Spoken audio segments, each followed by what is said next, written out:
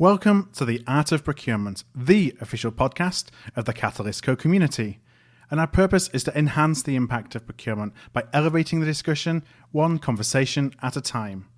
Here at Art of Procurement, Catalysts come together every single week to share their challenges, ideas, successes, and perspectives on the business of procurement.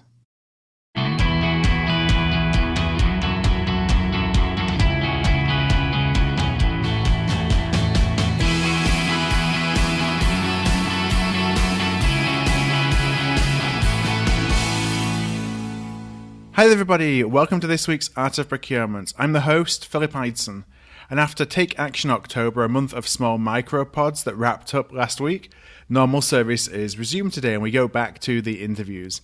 Now, before I go into the details of today's interview, I do want to remind you that the doors are now open to join the Catalyst Co platform. I talked about it a little bit at the end of each of the Take Action October podcasts, but this is going to be the final time in 2018 when you're actually able to join. The doors will close on November the 9th at midnight US Pacific time. So if this is something that sounds of interest to you, you're interested in looking into your own self-development or the development of your team in a new way, just check out the website. It's at artofprocurement.com/TCP. That's artofprocurement.com/TCP, and that will include a link at the bottom of the page to a video just to take a quick demo and to just learn a little bit more about our three versions. One is the professional version for individuals. We have a team version for smaller teams, and then we have an enterprise version, which is a real bespoke offering. So check those out. That's at artofprocurement.com/TCP. And today I'm joined by one of my good friends, Alison Smith. So Alison has a broad range of procurement experience. She's been a practitioner, service provider, trainer, facilitator, speaker, coach, you name it. Alison really has a broad range of experiences. I got to know her work under her moniker of the Purchasing Coach, so it's a long-running blog. It's something that I've really enjoyed reading, and her perspectives on how we can all unlock our own potential and then put that within the context of procurement. So her thoughts and approaches really challenge the status quo, which, as you all know, that's something that really calls to me. And so as I got to know Alison, I actually began to count on her for some of my own coaching needs, and I've been really excited to follow her progress as she began to write her first book, which is called Can't See the Wood for the Trees. So it was recently published just a month or so ago. The book helps readers unlock their potential, turn challenges into opportunities, and helps us to think differently. And so in today's conversation, we actually take a deep dive into the book and, of course, contextualize it for procurement. So as we go into the conversation, the first thing that I ask Alison, as I always ask my guests, is did she find procurement or did procurement find her? Procurement definitely found me in terms of I went to my careers advisor at university. I'd been doing business studies and I said, I don't know what I want to do. And they said, what do you like? And I said, in the end, they turned around and said, well, you like people and you're very analytical and therefore purchasing's for you. Right. And the rest, they say, is history. Yeah. So what kind of roles did you start in purchasing? Expediter in the days when we didn't have computers. So you were ringing up, you had a piece of paper with the orders on and you were ringing up companies, or you were sending faxes across to Hong Kong to find out when deliveries were going to come, because I work for Plessy, buying integrated circuits and printed circuit boards. Back in the days when you had to use the telephone. Yeah. Not fear it. Yeah, no computers. Yeah. So how did you then move from, a career in purchasing and, doing, I think, more traditional purchasing work to a path where I know you kind of bring together both purchasing and personal development, but what was the kind of trigger, if you will, to move more onto the personal development side of the equation? I think I went on a journey myself and started to uncover more about me. And as a result of that, went on a neuro-linguistic programming course, came back full of the joys and enthusiasm about it. And my then boss allowed me to use it And at the time we were merging, Bank of Scotland, Halifax were merging. So there was lots of need for communication, influencing, and all the things I was learning about. Yeah. There was a need for it. There was quite a bit of need for coaching. So I was allowed to do that. And then the role came about doing communication and personal development manager. But I think you're right. I think every now and again I think, oh, I'm going to go off and become just a coach, and it's not going to just be purchasing. And I get too enthusiastic about purchasing. You can't leave it behind. I can't. Yeah. I get very passionate about purchasing being done well, and there's lots of the behavioural skills that make that possible. And because I suppose I've done it for over 30 years, I can hear the enthusiasm in my voice when I'm talking about purchasing. You still got the passion for it. It's really what it's about, isn't it? A passion for, yes, and doing it well. Yeah. Have you seen, over the years that you've been doing this, there's been kind of a shift towards procurement professionals, procurement leaders opening up to the idea of, one, I think, coaching on its own, but two, it's kind of moving towards behavioral and the softer skills versus it just being very black and white and about numbers. I've gone quiet. This is one of those situations where you think, what's the answer there? The answer is there's a lot of people saying it, but I'm not convinced that the KPIs and the measures and some of the languaging has changed around it. So it's still very us and them sometimes in organisations, and we're still measured on savings. And I think that makes it very difficult for somebody within a team to be saying, well, yeah, I'm being told I need to get better at talking to my stakeholders, but actually it's all about price. So I think there's a disconnect there. And I think some of that comes from our relationship with the rest of the business. So it's kind of still aspirational. We want to think of ourselves as perhaps being beyond savings, but while we're still measuring ourselves on savings, not that much is really going to change. I think so. Yeah. Well, yeah, what gets measured gets done. Right. Yeah, and it's... so long as... Sorry, carry on. No, please go ahead, Alison. Well, so long as somebody's been measured and their salary perhaps is conditional on meeting certain goals, then absolutely, why on earth would somebody be going and doing something that I consider to be the right thing and the right way of going about it, but actually then doesn't give them the gold stars and the pat on the back that I think they should be getting. From a coaching perspective, then, how would you coach somebody who has that situation where personally, professionally, from their pride perspective or where they want to develop, they want to be developing more around the value creation, more around bringing innovation in, more around building a lot stronger relationships with, and I say stakeholder, but I mean that really everybody that you interact with, while they're in an organization that's very heavily cost savings focused. What do you say to people who face that challenge? Good question. Well, the interesting thing is, as a coach, I shouldn't be saying anything. So as a coach, I should be helping somebody identify, where are you? Where do you want to get to? How do you get there? And, what's stopping you getting there? In some organizations, even as a consultant, in some organizations, I am not the right fit for them. Yeah. And I think it is about the coach helping somebody identify their values, the values of the organisation they're working in, and whether or not they are able to work in that environment. And if they can, a lot of people would suggest that my values don't fit within business at all sometimes. Right. But I think I personally see it as a challenge. All I can do is go in there and be me and hope that inspires people to change. And I would be encouraging people that if they're prepared to stay in an environment and change from within, great.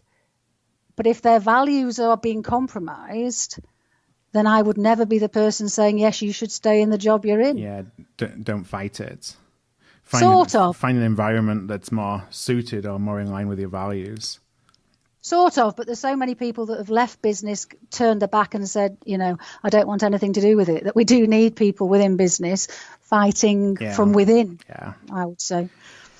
Yeah, as you think about your career, and the work that you've done so far, would you say that you've had an aha moment that is, either there's been an epiphany that's perhaps changed how you think about what you do and how you do it, or just something that's been really impactful on the rest of your career?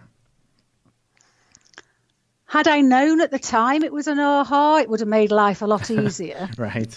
My first ever boss, I was doing a project. It wasn't purchasing related. I was heading up this little team. I was, early 20s. I was presenting to the senior managers, 80 senior managers, and I did it the only way I know how. Sort of light-hearted, passionate, enthusiastic. And, managers were coming up to me afterwards, patting me on the back, breath of fresh air, thank you, Alison. And my then boss, or should I say my recollection of what my then boss said, because it may actually be inaccurate, was, don't you ever do that to me again. And it was because to him I had not conformed to the stereotype. I'd not done it the way that you should do it or ought to do it. And I think I've spent the rest of my career fighting that. And even recently, and I've done coaching on myself, etc. Even recently, a few years ago, during a workshop, and I'd been told, oh, this client needs it to be more, stereotypical, tone yourself down a bit. And I tried, and it just wasn't working. And it wasn't until I stood there and went, actually, these people know I'm not being me. Yeah. So it's like people will forgive me being excitable because they go, well, that's Alison. Yeah. Whereas actually, if I'm there being toned down a bit quieter, people go, she's hiding something from us. And then they don't know what it is. And then they react to that feeling of there's something not right. And as soon as I was me, then whether the client, stereotypically wanted that or not wasn't the point. The point was they started then interacting better with me. Things improved. Scores were better. Not the scores of the be all and end all, but it did mean that they were getting what was happening. Yeah. And I think that's my biggest aha, had I known about it, because that's been my challenge. Because yes, in my coaching, I invite people to bring their humanity to work, to be us, to not leave all of who we are at the door. Yeah, but that's because it has been a challenge for me. Yeah, no, it's. We were talking off mic a little bit about, just my evolution through the podcast as well, feeling the same. You start by trying to be somebody that you're not, perhaps, or somebody you try and cover up for what you may consider to be weaknesses, as opposed to just embracing them. And at the end of the day, you're going to be more comfortable and more impactful if you're yourself, as opposed to trying to hide something and suppress something. And that's certainly something I didn't realize until pretty recently, to be honest with you, because I always tried to conform as well, in any of the offices that I was in, or, this is how you should look and this is how you should talk. And it fits a very cookie cutter kind of mold. Well, and I think, on some of the workshops, people go, well, but I didn't realize I could do that. Mm-hmm. And they think that, well, purchasing has to be the bad cop. We have to act a particular way. This is how we do things. And so when, in training courses, we're talking about communication styles, flexing the styles, influencing, change management. Oh, what, you mean I can do that? Well, yeah, that's about being human. That's about that's about the relationship you're building, whether it's with a supplier, stakeholder, or, within your own department. Yeah. And everything we do, although it's in a business environment, it's people to people, isn't it? So it's about building those personal relationships with people. Yes, you got to be responsible, but if we become too mechanical, I think that's probably been one of our difficulties in the past. Is it looks like we're not human. Completely. I mean, I've had suppliers turn around to me and say, "Oh, hang on a minute, where's Miss Nice Guy? My girl gone," yep. Because they've crossed the line. It's like they misunderstand the chattiness as we can get away with anything, and then they oh no, there's a line. We cross the line. The tone comes out. It's not all plain sailing. No. One of the things in your book, so I mentioned in the introduction, your book Can't See the Wood for the Trees, something that really resonated with me, and I think it is in the early stages of the book, was a quote that trying to control your life is like trying to control the weather. It's something that really resonated with me. I think that ties a little bit into the last comment as well. I just wonder if you could explain a little bit about kind of the context of that quote and what it is that you're really trying to articulate. You're right, it is very early on in the book because it's the example I give in the book about why metaphor is so helpful, because I'm a control freak. Mm-hmm. And, actually earlier you were talking about not wanting to be seen to be getting it wrong and the vulnerability aspect. And I think, my control, I think, comes from that. I understand my values. I've got a value of freedom. That means nobody tells me what to do. And so in the context of my life, then other people controlling me is something I push back against. Yeah. But actually somebody turning around to me and saying, rein it in, or telling me what to do, or even putting a mirror up and saying, this is what you're doing, isn't going to work very well. And, the whole reason I think that I use metaphors quite so much in the work I do, in a coaching perspective, is because metaphors work for me. Mm-hmm. Because actually you tell me that I'm being controlling and I can go, no, I'm not. Whereas, actually, yeah, I do. I try, and actually it was much easier in the context of thinking about trying to control the weather. If somebody disagrees with me, I feel, or have in the past, felt it's my control to get them to change their mind. Yeah. Whereas if I look at it from a perspective of the weather, well, that's ridiculous. Yeah. I can't change the weather. If I want to go swimming tomorrow, I have to check the forecast. I can't make it be sunny and nicely warm. I just have to understand the data and adapt to the data. And actually, if the forecast's going to be better the day after, then that's when I go for the swim, not tomorrow. And I think using that analogy meant that I could understand the futility of me trying to get really controlling, and although some people would say I still am, but it's a journey. Everything is a journey. Yes, I could hear people going, "What? You still are?" But there's an element of the futility of trying to change somebody's mind. I can't change them, just like I can't change the weather. Mm-hmm. I can adapt my style. I can understand and forecast the elements out there that I need to forecast, and it just takes the energy that's there in the control out of it a little bit. Yeah.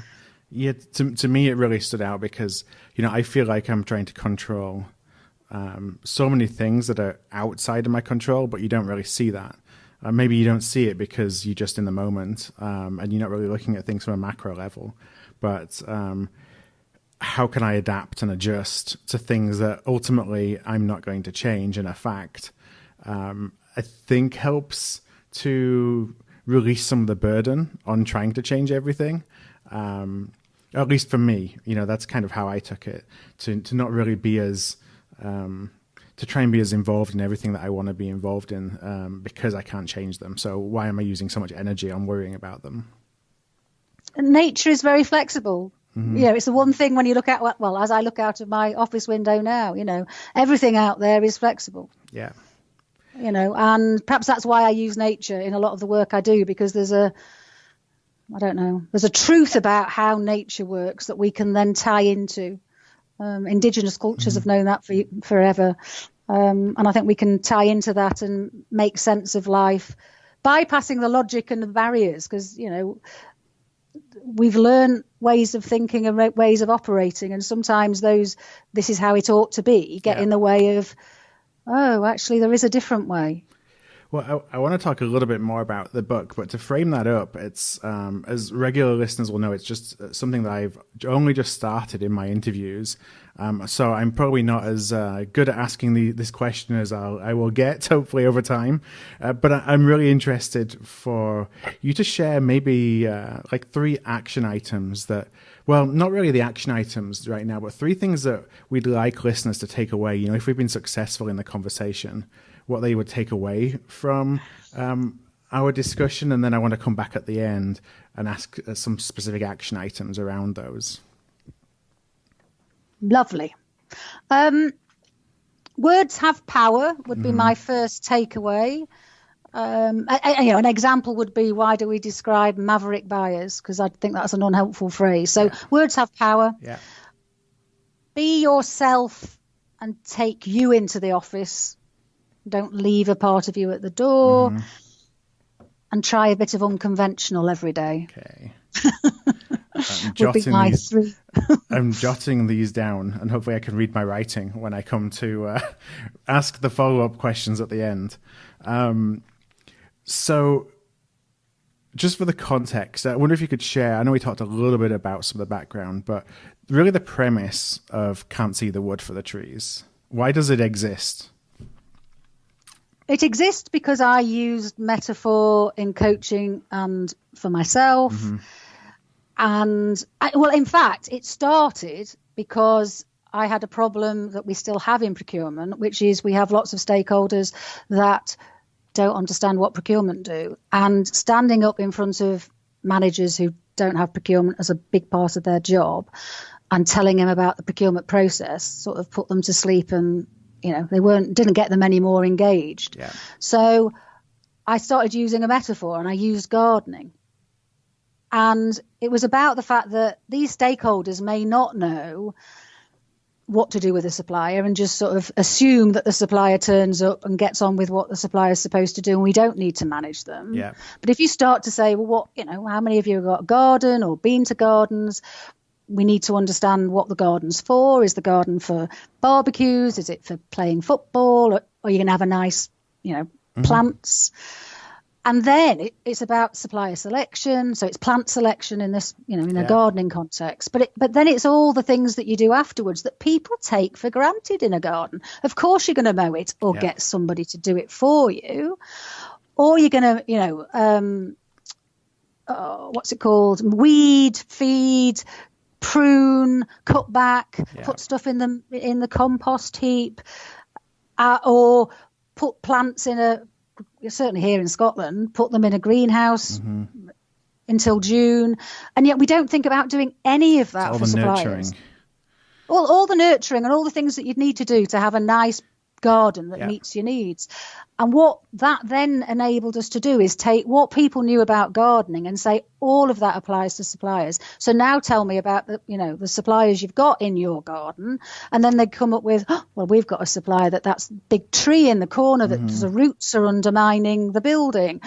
And it just enabled us to have a conversation with them about, how would you manage that supplier? So at some point you have to go from metaphor to real life. But how do you then manage that supplier? If that's what they're like, do they need time in a greenhouse? What does that look like?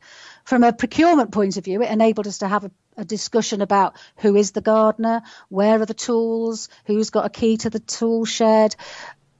And so for me, it's that started in the 90s. And it was working really well. I think now we must have had, 300-400 managers that have gone through that process. And as a result, their relationship improved. At the same time as that happening, I went off to do neuro-linguistic programming and suddenly realized the metaphor was bigger than that. The metaphor was not just gardening, but landscapes and nature more, holistically, and not just purchasing, but life in general. So it went from gardening as a metaphor for procurement to landscapes as a metaphor for life. And then, the rest they say is history, because I've been doing that for 20 years on and off with clients, senior managers, teams. Every team I've ever worked with has ended up doing a vision setting day in nature one way or another.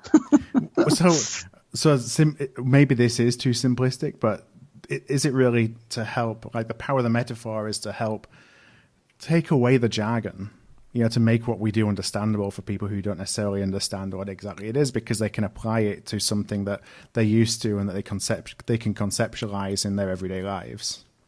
Yes. I mean, if you think about, the common phrase, a picture paints 1,000 words, then I would say a metaphor paints 1,000 pictures. So when you say a supplier needs weeding, You don't need to say a load more. Right. Because people get, Yep. oh, right, I need to do this, I need to do that. And suddenly they get a whole load of thousands of words in their head. Whereas if you say, oh, a supplier needs managing, you have to follow it up with a lot more words and all of the things that we take for granted about what that means. As soon as you go, but it's the same as weeding a plant or pruning a plant or looking after a plant, then suddenly you're opening their minds up to a much bigger raft of manuals, I suppose. I sometimes talk about it. They've got a manual in their head, and the manual they've got more information about currently is gardening than they do purchasing or supplier management. And actually what we say is, you know what, this manual with a few tweaks suddenly opens you up and enables you to do supplier management better. Yeah, it's like a trigger. So it triggers you to recontextualize it around something that you already know or can understand. Yeah. So then you talked a lot about nature being, a metaphor for a lot of the things that we're doing, and that you use that a lot in helping people understand and contextualize situation. How do you go from that essentially to, some of the approaches that you've written about in the book? A lot of them have evolved over time. Mm-hmm.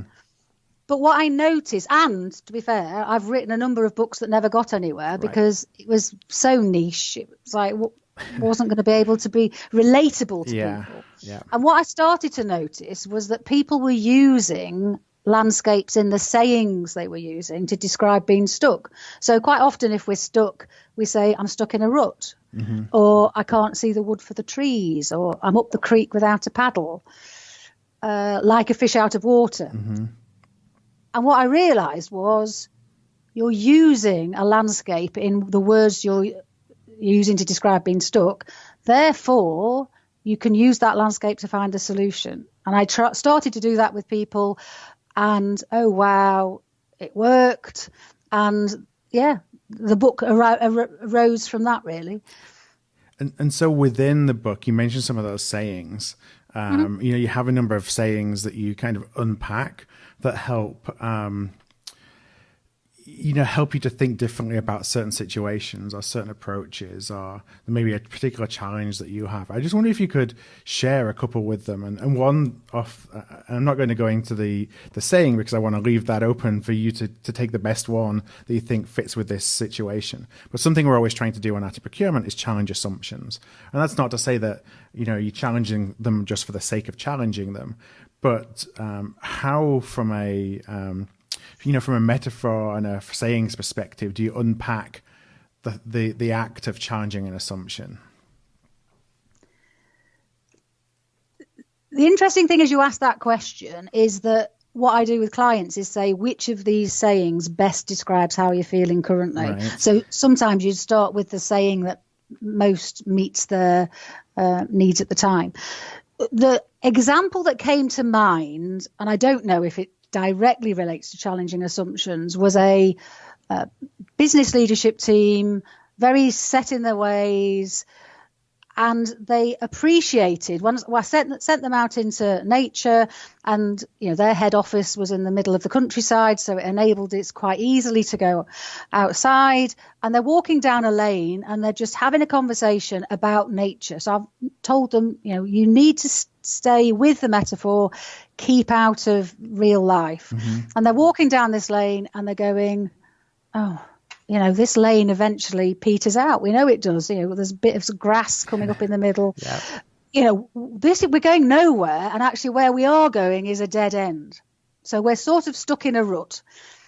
And then as they were having this, and this is where nature, I am in awe of the fact that this happens so often, that as they're walking down the lane, and these guys and girls were in suits, and they saw an opening in the hedge, and they went, oh, well, we shouldn't go down this rut, we need to go through that hedge. Mm-hmm. And so they went through it. So I think it was 5 or 6 of them sort of pushed their way through the hole in the hedge, and it came into this open expanse of field, and walked to the top of the hill, and then they could see the vista all around, and they went, well, this is better, we've got more choice about what we do next. Oh, and it felt as if they could breathe. Now, the assumptions they've had were very unconscious before. They didn't realise that they'd got themselves stuck in a rut of this is the way it's supposed to be. This is how it's going to be. We're heading towards this brick wall. But what nature did was enable them to see that, metaphorically at least, which meant that when they then came back into the boardroom, they were able to have a conversation about, so how do we get onto that field metaphorically? How do we move out of that rut onto that field so that everybody else around us wants to join us in this field? Because, you know, everybody's going the opposite way because they know we're heading for a dead end.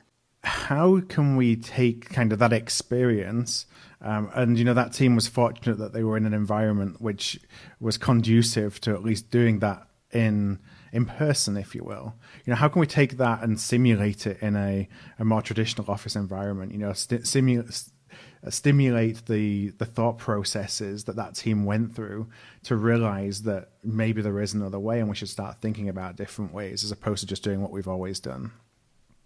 On numerous workshops, I get people to, of recent years anyway, I've got people to draw. Mm-hmm. So somebody might draw a mountain and they might keep drawing the situation. I had one team where they drew a castle. They were in one castle and their stakeholders were in another castle, and they were doing what you do when you're in castles. They were sending over, what they called? Cannons. Yeah. You know, they were firing on each other. Bow and arrows. Turrets. Yep. And so they drew that picture, and that was how they depicted their relationship with this other team. And when they considered, and they sort of then run the metaphor, if you will, and they go, well, if we come out of our castle, will they come out of their castle? Oh, no, they won't come out of the castle. If we invite them, no, they won't. And they ended up sort of a bit, they crossed the river. So the river to them meant something. I don't know what it did. It didn't need to mean anything to me. Mm-hmm. They crossed a river to the same side as the other people that they were wanting to improve their relationship with, and set up a barbecue and drew a barbecue. Right. And said, actually, this barbecue will draw the people out of their castle and then we can have a chat. Yeah. So for me, it was the drawing that enabled them. A lot of the time, metaphors and a lot of the sort of other unconventional tools I use, what I have noticed is it moves people from blaming the other person. So it's the other person is sending the cannonballs over or firing at us, to going, but this is what we can do to change the situation. Mm-hmm. And realizing that it's your own choices have power. Completely. I mean, there was one team where they did this wonderful drawing of finance, and finance was had got a brick wall all the way around it and barbed wire around the brick wall. Right. But the beautiful, and then they had a conversation about what they needed to do to bring the brick wall down, or what was the end result. Oh, we wanted to be in a, not surrounded by this wall. But as the person was leaving, they turned around to me and said, I think we might have put finance behind the wall. Mm-hmm. Now, their original situation was finance have built the wall, finance are the ones that are keeping us away. But as a result of this process, they sort of took a bit more responsibility for, oh, you know what? I think we're building some of those brick walls. Yeah. Some of this relationship, or the state of our relationship, is due to some of my behaviour, not just them. Yeah, that self-awareness, I've talked about that a lot on the show the last couple of weeks. So important, isn't it? That, we often come with these assumptions that it's always somebody else's issue, or perhaps that there's nothing we can do about it. It's out of our control. I know we talked about that a little bit earlier, figuring out what is in your control and what is not in your control, but being aware enough that perhaps sometimes it can be you, or there can be things that you can do to help a situation, starts to break down a lot of barriers.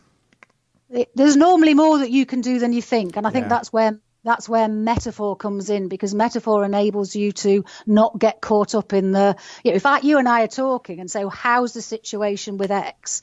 And then I go off on one. Oh, well, you want to have heard him last week. He had another go. And suddenly you're into justifying why you're angry, justifying why you're right.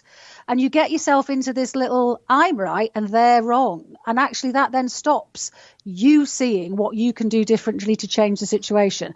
Metaphor sort of enables you to put that, or all of that content, as we call it, to one side. Doesn't matter what they said last week. This is a pattern, and the pattern can be busted. And we just need to find out how to bust it. Yeah, it's you tell yourself a narrative, don't you? I know I do. And it's funny when you mentioned right at the beginning about what you took from an early boss and what he said to you, and how that's it's kind of what you've told yourself he said to you at this point. Yeah. It may still be 100% true, but it becomes your own personal narrative. And then your personal narrative controls so many of the decisions that you make, because you just hold that out as being fact, when maybe it's just a version of the truth that you wanted to hear, or that you told yourself over time because it made you feel better for some reason. Definitely. There's three, I've written a blog, there's three versions of the truth, or yours, theirs, and the actual truth. So as I start wrapping up, I want to return back to those three things that we talked about earlier that we wanted to, try and get out of the conversation, and some actions from the conversation around. The first one I just want to touch on is words have power. As you think about that, what do you recommend to, as you're coaching or in workshops, about the power of your words, and perhaps how to be a little bit more aware of what it is that you're saying? I think it's really difficult to go straight to having awareness about yourself. And I find it really easy to notice in workshops what other people are saying. So I think it might be about observing other people in your team that you work with to go, oh, that's an interesting word. I wonder how that informs how they're behaving, their tonality. And then you can then start to say, oh, I use that word too. Yeah. So there is a notice the language you're using, particularly in a situation that you're not happy about. I've not got a great relationship with this person. Okay, so observe the language. So actually, procurement's language about our stakeholders is quite unhelpful sometimes. Maverick. Yeah. If you look up in a dictionary what maverick means, it's no wonder we've not got a great relationship if we're labeling our stakeholder as that, because that language then informs how we behave, our beliefs about those individuals, and we get into this vicious circle that we have manufactured by the very words we're using. If procurement could take us and them out of their language, right, they could increase their relationship or improve their relationship with stakeholders. Yeah. One word that drives me mad, that we use all the time, and I may be on a losing battle with this, but every time I see somebody use it, I'm always kind of pulling them up on it, is the word vendor. How can we expect to build relationships with organizations when we call them a vendor? Gorgeous. It drives me crazy, because you're just signaling to them that, hey, you're here as a transaction, nothing more than that. You throw away, I can replace you whenever I want, because you're nothing more than choosing who I'm going to go and buy, a hot dog from at the fair. It Gorgeous. Drives me mad. And I've been on a crusade for 10 years to try and stop people using that word, and I don't think I've got very far. But just the signaling alone, I think, is really important when you're thinking about using words like that. Completely. And I don't think that we ever have to give up. Yeah. So that was my little rant. On anybody who's still using the word vendor, please think about using, even if it's supplier, just think about the signaling that you're sending to the other people on the end of the email, or the end of your vendor management program, or whatever it may be where you're using that term. Well, it's like supplier relationship management. It's relationship management because there's two parties to this relationship. I'm going, oh, hello, supplier. We want to relationship manage you, but it's not two-way. Yeah. That's what the language is saying. Yeah, we'll do it as long as it's in our benefit. Yeah. The next thing that I jotted down was be yourself. And I know we talked about that a little bit earlier. How do you coach people to do that responsibly? So, not going all out, and getting yourself fired the next day, but to at least, take down some of those walls that you may have created around yourself because you think you have to act or look or do in a certain way. Yeah, I mean, you're right. It is doing it slowly. And I think there is an element of being aware of why is it that you're not prepared to be yourself. Mm-hmm. The action I've written down is identify one person, and perhaps with your question at the back of the mind, one person who perhaps it's safe to do this with or safer to do it with. Identify one person and identify what's the one thing that you haven't, or you are leaving at the door, that you're not telling them, that you aren't able to be, and try and be that with them. Interesting. Yeah, and just notice. And doing it within a safe space. You're creating a safe space to do it within. But the other thing is to notice how other people are able to do it, because sometimes we get ourselves into our own little bubble. Yeah.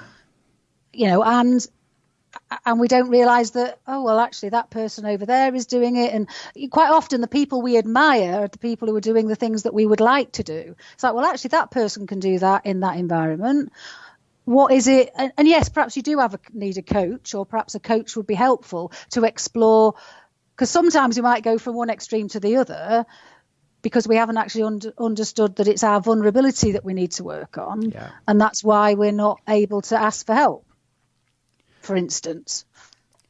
Rather than try and pretend to be, I can cope with this, I can cope with this, I can cope with this, how would it be if you just said to somebody, I'm not sure about this, could I have a chat? That's not, I don't see, some people would see that as career limiting, and yet my control bit means that sometimes I want to be able to, get the answer myself. That's interesting, because it's kind of, it's showing vulnerability, isn't it?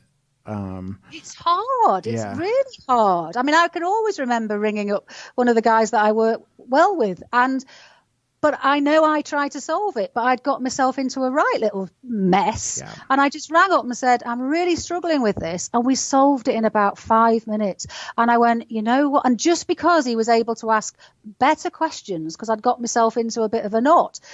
And just because of that question and that conversation, I said, oh, for heaven's sake, why do I not do that more? Why did I not ring him a week before rather than have... Right. No, what? I do the same, and you'd keep it inside of you. You'd never want to show a vulnerability. You'd want to show that you knew everything, even if it's plainly obviously that you don't, but you don't want to show that there may be any gaps in, or that you have perhaps made a mistake, or you're not sure what to do. That was always mine, is if I wasn't sure what to do, I never really wanted to show that, at least earlier in my career. And, as I then grew into other roles, I would tell my teams, like, don't be a hero.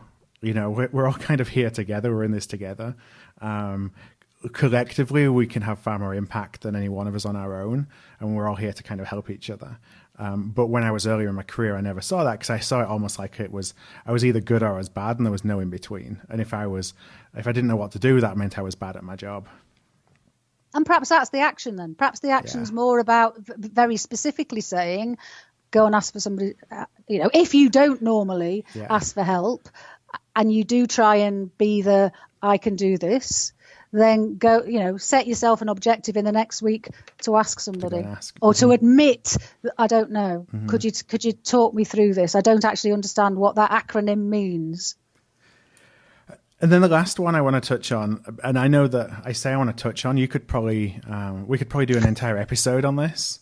And that's, and I just say that, we'll give some links at the end, but I know you've written extensively and talked extensively about being unconventional. How do you boil that down into a couple of action items? Well, actually, that's a really easy one, I think, because the action is do something different every day. Yeah. That's the action. And do it every day for 21, 28 days. Don't just do it something different for 3 days, because you'll do the easy things. I did this exercise a couple of years ago, and you're right, I wrote a blog at the time. And, I set this as objectives for people. I'm, supposed to be open to new things. And about day 15, realized how often I was saying no to things. Oh, I can't do that. No, I don't like that. Don't like coffee. Oh, no, no. And so it was I mean, I know that sounds silly because it says I then said yes to coffee, and I found out, oh, actually, I don't like the bitter taste of coffee, but I quite like coffee when it's got sugar in it. Yeah. And now it's opened up the fact that sometimes when somebody's only got coffee, rather than me going, oh, no, I'll stick with water, I found myself able to say, yes, I'll have a coffee. And that's opened up things that I could have never imagined they would open up. And so I think there's something about if you do something every day, then you will start to do things that you may previously have seen as unconventional. Yes, I use unconventional tools in my coaching, and that's my point of difference. So I might get people drawing, we might go for a walk. But I don't think it's about doing that. I think it's whatever each of us individually would find as, yeah, I always go this particular route to work, or I always do this. Find the things that you always do a particular way. I always go to this coffee machine rather than that coffee machine. I always say no. I mean, for me, the 28 days was about how often I said no to things. Yep. Oh, I don't like that. Well, I didn't like it 20 years ago. Have I subsequently tested that out? Oh, well, oh no, things have changed. Yeah. 20 years later, I've got a different palate. I've got a different mindset, etc., etc. How in the, in your day-to-day work in procurement, where do you look for the inspiration to, set yourself these challenges of doing something different? How do you figure out what it is that you do that's the same all the time that, lends itself to doing something a different way tomorrow? Oh, great question. You see, unfortunately, it's built in. One of the trainers I work with thinks it's funny because he said, well, you don't ever do it the same way each time you do the training. And it's because I'd get bored. So there is an element that I find it fairly easy in that context.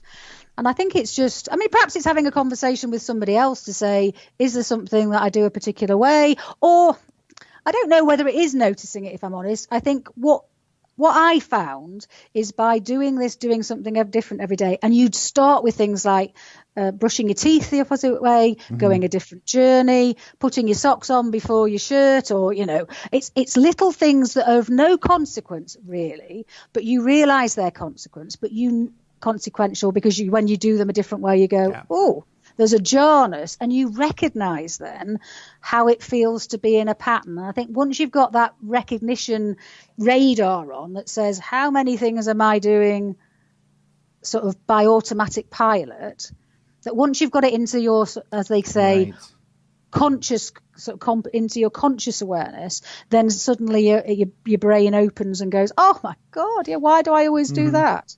But I think it's just start with little things that don't even feel like much until you try. Inconsequential, or they feel sort of. Yeah, they absolutely feel it, but at the time, tried brushing your teeth with the other hand, and that you soon learn why you brush your teeth with the other one. Right, or maybe you find out that you're ambidextrous and you never knew it.